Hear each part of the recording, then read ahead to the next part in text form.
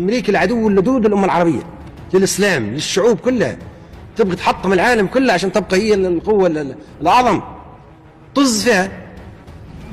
نعم، من عطاء أمريكا الحق أن تكون شرطي العالم، تغير ميثاق الأمم المتحدة وتلعب به زي ما هي عاوزة، تغير القانون الدولي زي ما هي عاوزة،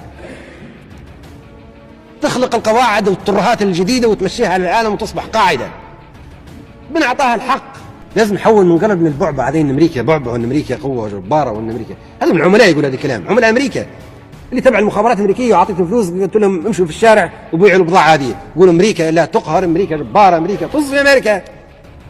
أنا عندي الأمة العربية أشرف من أمريكا 1000 مرة، مش شداد الآفاق، وإحنا أقوى منها.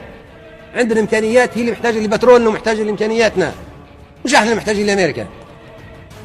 يا أخي محتاجين لواحد يحمر عيونه في أمريكا ويهز راسه اللي قدام أمريكا، كما تقولوا أنتم هز راسه قدام أمريكا، مزبوط.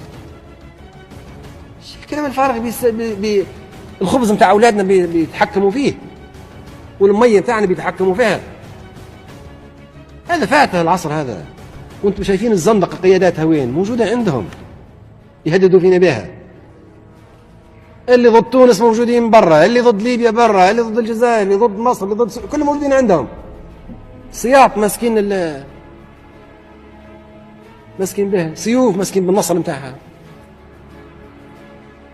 هذه أمريكا يعني عاوزة تخلق عالم زي ما هي عاوزة، وقالت هذا النظام العالمي الجديد. شو النظام العالمي الجديد؟ النظام الأمريكي. احنا بنرفض، واحنا ما خايفين. انا شخصيا عمري كذا فيه والله لاني خايف من امريكا، ولا في عقلي الخوف منها اطلاقا. نعرف ان هي عندها صواريخ ممكن تضربني في اي مكان، وعندها قنابل ذريه وتقدر تنسف البلاد كلها نسف، وبذلت كل جهد وضربتني باكبر قنابل موجوده عندها. لكن طز فيها، انا ما عندي هذه امريكا نمر من ورق. امريكا ستهزم في النهايه، وامريكا مجنونه، وامريكا سياستها العبيطه هذه ستؤدي الى هلاكها. وامريكا لا تقدر تساعد العالم كله ولا تحارب العالم كله، كان ساعداته كلها تفلس وتجهض نفسها.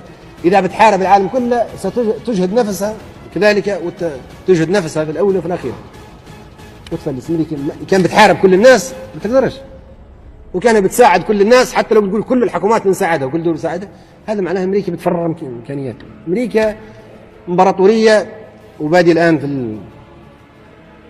التدهور، في الانحطاط، وما عندهاش مقومات البقاء، لأن المجتمع غير متجانس. السود سيعملوا دولة، والهنود الحمر سيقوموا بالثورة، واليانكيين سيتم عزلهم، واليهود والعرب والهجيج ده كله اللي موجود في أمريكا، هذه فسيفساء. أمريكا فسيفساء.